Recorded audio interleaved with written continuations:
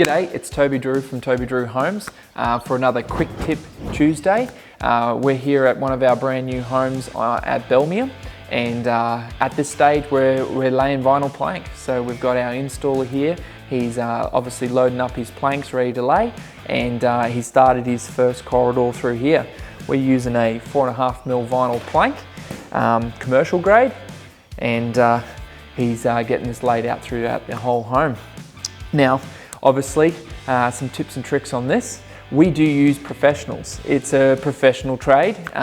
It needs to be installed using the right products, glues and adhesives, many different forms from clip lock to loose lay.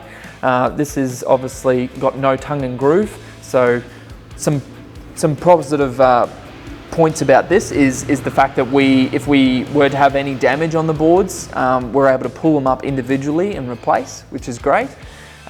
We do direct stick this, and it's hard. So another point to that is that you don't get that sort of clappy clap sound in your house with maybe the kids running over it or something like that. It's stuck down, it's structural. Few little tips, I guess, in laying these sort of boards is you've got to pick where you're going to start.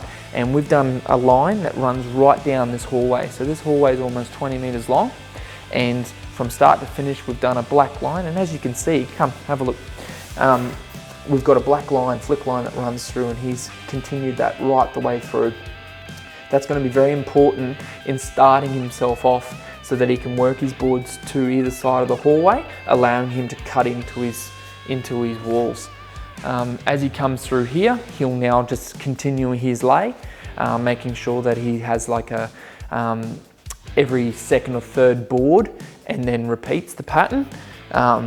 Through here, it is important that you don't go doing a brick pattern or something like that, because it can look a little bit incorrect. So I mean, this is a big job, and you know, we have a high quality standard that we expect in our new homes, and this is why we use a qualified tradesman for this job. But I mean, if you were to do it in your house, you take on the fact that you've got to flick some lines, investigate the product that you're using, learn how to install it using the product specifications. That is most important. And I mean, yeah, if you've got a small space, give it a crack. It's always fun. Building's fun. I mean, I love doing little DIY projects on my own house. It's my house. I do what I want. So yeah, have a go.